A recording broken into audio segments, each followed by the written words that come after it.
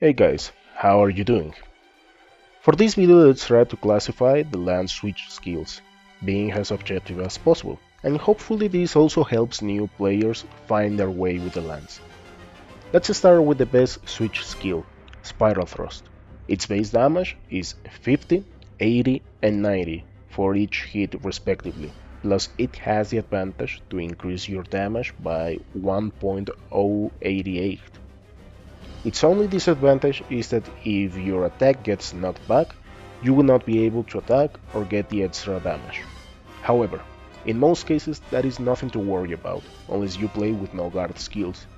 Just to show what I mean with this, against the Trotadomi Stomp, if you don't have any guards, activate Spiral Thrust is impossible if you receive that hit. However, with one guard it is possible to activate it. This is the cookie cutter lance skill to spam, being new with the lance or a veteran. If you want to improve using this skill and much more importantly learn how to activate that blue glow, I could recommend you to learn how to use offensive guard with the switch skill guard. The timing is quite similar, the only difference is the sequence of buttons. This switch skill is definitely S tier.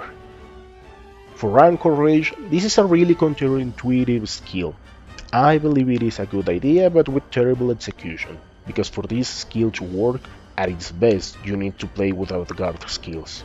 That way you can get the maximum benefit while activating the skill, 1.13 extra damage. However, if you have 1 or 2 guard, it is reduced to 1.088, and from 3 to 5 it is reduced to 1.042. Its base damage is 70. In paper, it sounds okay, but what I meant with its execution is that if the monster has multiple hits or for some reason something hits you while using Anchor Rage, chances are that you are going to be the one to rage quit from using this skill. It definitely has its uses, and as always in skill hands you can pretty much dominate many monsters with this. But compared against Spiral Thrust, which uses the same slot, I would encourage you to use Spiral Thrust any day of the week. It is C tier. Let's follow with Dash Attack.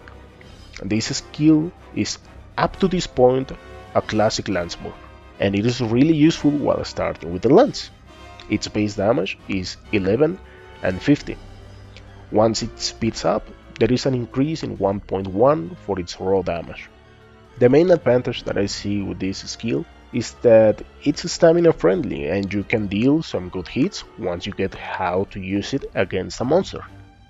I believe this skill is more about reposition rather than a main way to attack the monster, unless you are fighting someone who moves all over the place and you can punish those movements. In lance terms, I would place it in B tier. It is a really useful skill for a weapon that has little to no movement. For experienced players, there is Shield Charge, extraordinary skill to stun monsters. For its base damage, its first hit is 25 and 20 in stun, and the shield attack is 40 and 40. If this skill is well used, you can pretty much stun a monster from 2 of these attacks. Its main disadvantage is that it consumes a lot of stamina, which is really essential for guards, hopes, or attacks. Therefore, if it is mismanaged, you are pretty much a turtle without a shell. Either way, this skill with Slugger 3 is a lot of fun, and if you have stamina issues, some marathon runner may help you, but then again, it depends if you use Shield Charge a lot or just to punish. It is A tier. For the last slot we have Insta Block. For its base damage it is 25 and 40. I think this skill could go either way, depending from player's experience. I say player's experience because there are some attacks that become so awkward to use because of this skill, like Shield Charge, Dash Attack or counters, because you need to wait for the Insta Block animation to finish to execute any of those attacks. It also falls a bit into the Anchor Rage category. If the monster has multiple hits, it stops being that useful.